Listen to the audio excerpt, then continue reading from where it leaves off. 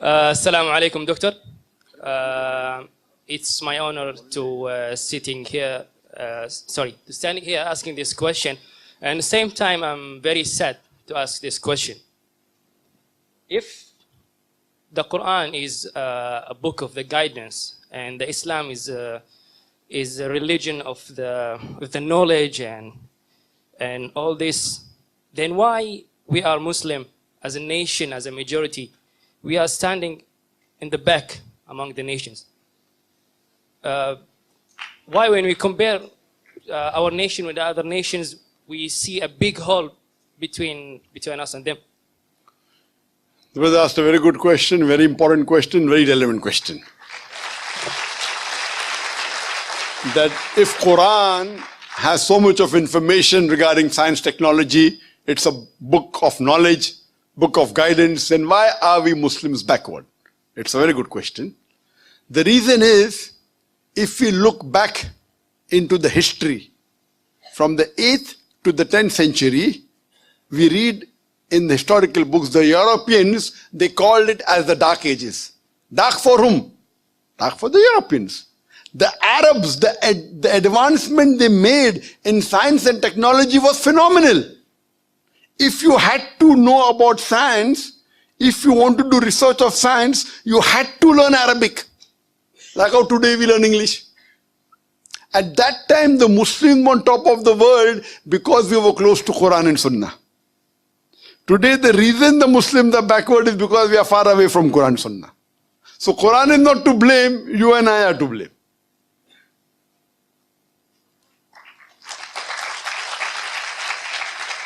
If you read in the books of history and books of science, I said in my lecture, Ibn Nafis, 600 years after the Quran was revealed, was the first to describe the blood circulation. In a textbook, we know about William Harvey, we don't know about Ibn Nafis. So two reasons is there. Number one, Muslims have gone away from Quran Sunnah. Number two, media. Media also plays a big role in it. In our textbook, in my school, I never heard about Ibn Nafis. After when I did research, I came to know. In my textbook was mentioned William Harvey. The first person who drew the world map of the world was Al-Idrusi. In 1154, he was a Muslim. Do you know the numbers that we have? 1, 2, 3, 4. What's it called? What's it called, 1, 2, 3, 4? What is it called? Say loudly. Arabic numerals. How we have Roman numerals? 1, 2. Arabic numeral, why? Because 0 was first introduced by the Indian. The Arabs took it up, put a decimal point, and we have the Arabic numerals. If you know about Al-Tusi, he was the one who discovered the Pythagoras theorem, which we learn in school. We learn Pythagoras theorem, we don't know the name of Al-Tusi. The square of the hypotenuse is equal in a triangle. The square of the hypotenuse is equal to the sum of the other two sides of the triangle. Do you remember or you've forgotten? You remember, na? MashaAllah, good student. Who was the person who discovered it? Now you came to know, correct? Better late than never. Al-Tusi, Muslim. Trigonometry, we learn trigonometry. Who is the main person of trigonometry? Al-Biruni.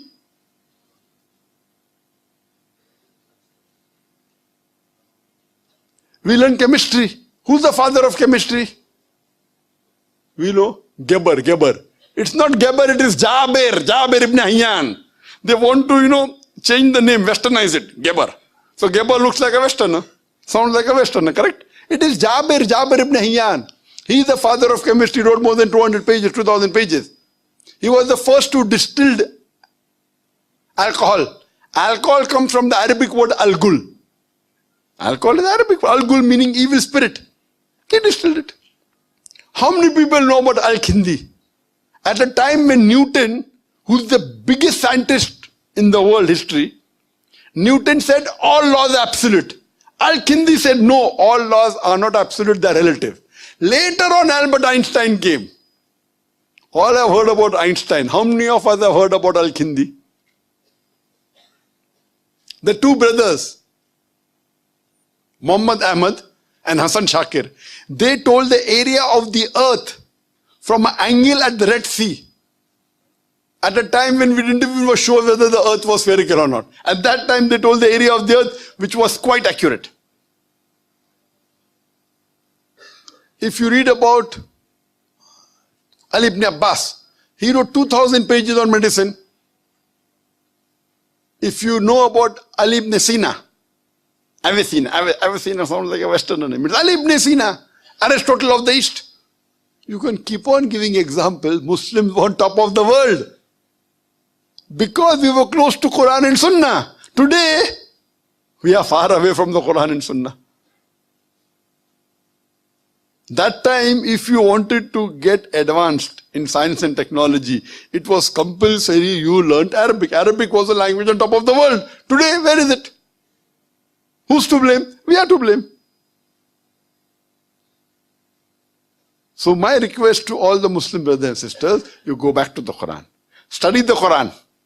Quran is the most positive book in the world. It's a proclamation to humanity. It's a fountain of mercy and wisdom. It's a warning to the heedless. It's a guide to the erring. It's an assurance to those in doubt. It's a solace to the suffering and a hope to those in despair. You can get all these benefits only if you read the Quran with understanding. If you don't know Arabic, read the translation of the Quran in the language you understand the best. Implement it, inshallah, it will be a guidance for you for your full life and you'll see your life change. Hope that answers the question.